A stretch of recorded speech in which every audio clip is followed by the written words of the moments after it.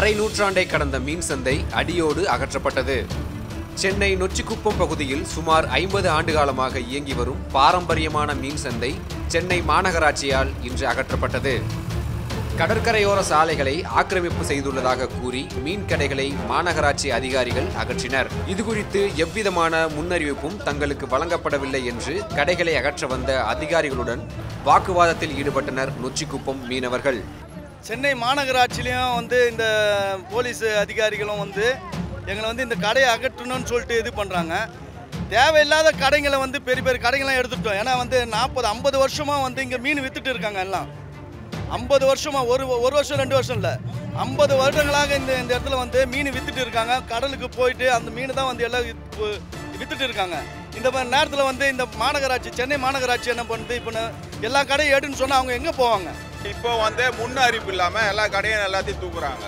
நாங்கள் வலையை வச்சு இங்கே மீன் வலையை வச்சு போடுறது தான் அந்த கொட்டாவை போட்டிருக்கோம். இந்த வெயில் டைமில் உள்ளே வலை பின்னுறது, வலை கிளியறது, அது மாதிரி நைட்டில் வலைக்கு உள்ளே எந்திரிச்சு வரதுக்கும் லேட்டாகும், பயமாக இருக்கும். அதனால் இங்கேயே படுத்து இப்படியே வலை தடுறதுக்காக நாங்கள் வச்சுருக்கோம் இந்த கொட்டாவை. அதையே அகற்றன்னு வந்திருக்காங்க. இது எங்கள் வாழ்வாதார இடம். இந்த வாழ்வாதார இடத்தை பறிக்கிறதுக்கோ சில பேர் இதெல்லாம் அப்புறப்படுத்துறதுக்கோ முடியாது. இதெல்லாம் நாங்கள் வாழ்கிற இடம். மீனவரும் மீனை போட்டு வச்சிருக்கிறவங்க 4 தலைமுறை வாழ்ற இடம் இது. யாருமே இது ஒன்றும் பண்ண முடியாது.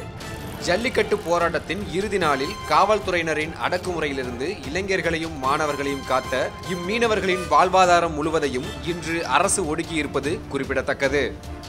கபீஷ் பாலகிருஷ்ணனுடன் அருண்மாணிக்கம், ரெட்பிக்ஸ் நியூஸ். உலகெங்கும் வாழும் தமிழ் உறவுகளுக்கு ரெட்பிக்ஸ் சார்பாக நன்றிகளும் வணக்கங்களும். தொடர்ந்து 3 ஆண்டுகளை தாண்டி ரெட்பிக்ஸ் பயணிக்கிறது என்றால் அதற்கு முழுக்க முழுக்க உங்களின் ஆதரவு மட்டுமே காரணம். நீங்கள் எங்களுக்கு காட்டி வரும் ஆதரவுக்கு கோடான கோடி நன்றிகள். இன்றைய சூழலில் கார்ப்பரேட் நிறுவனங்களும் பெரும் முதலாளிகளும் அரசியல் கட்சிகளுமே மீடியா துறையில் கோலோச்சு வருகின்றனர். இவர்களுக்கு மத்தியில் மிக எளிமையான பின்புலத்திலிருந்து தொடங்கி உண்மையையும் நேர்மையையும் உழைப்பையும் மட்டுமே மூலதனமாக கொண்டு செயல்பட்டு வருகிறது ரெட்பிக்ஸ். இந்நிலையில் ரெட்பிக்ஸை மக்களுக்கான ஒரு மாபெரும் ஊடகமாக மாற்றுவதே எங்களது ஆசையும் கனவுமாக உள்ளது. இதற்கு பெருமளவில் நிதியுதவியும் தேவைப்படுகிறது. உங்களின் ஆதரவோடு வளர்ந்த இந்நிறுவனத்தை அடுத்த கட்டத்திற்கு எடுத்துச் செல்ல உங்களையே நாடியுள்ளோம். எந்த ஒரு அரசியல் சாயமும் இன்றி, எந்த ஒரு கார்ப்பரேட்டின் தலையீடும் இன்றி மக்களுக்கான செய்திகளை உண்மையாகவும் நேர்மையுடனும் வழங்க வேண்டும் என்பதே எங்களது ஆசையும் கனவும். எனவே எங்களுக்கு தாராளமாக நிதியுதவி செய்து எங்களுக்கு உதவுங்கள்.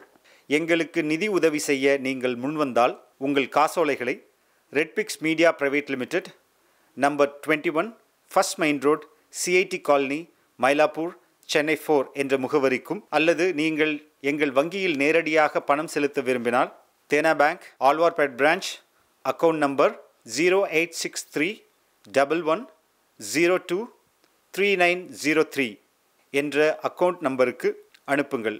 மேலும் வங்கியின் விவரங்கள் IFSC கோட் BKDNO620863.